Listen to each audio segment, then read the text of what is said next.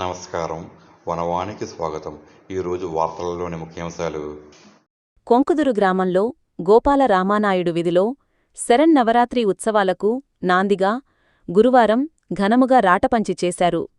సుబ్బారెడ్డి శైలజా దంపతులు కంకణదారులుగా వ్యవహరించిన ఈ కార్యక్రమాన్ని పౌరోహితులు భాస్కర శర్వ ప్రత్యేక పూజలతో జరిపించారు.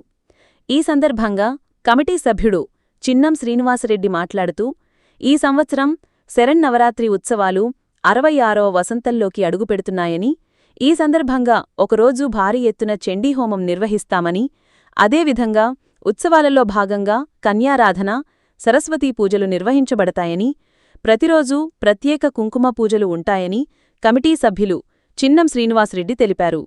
ఈ కార్యక్రమంలో గ్రామస్థులు, భక్తులు అధిక సంఖ్యలో పాల్గొన్నారు.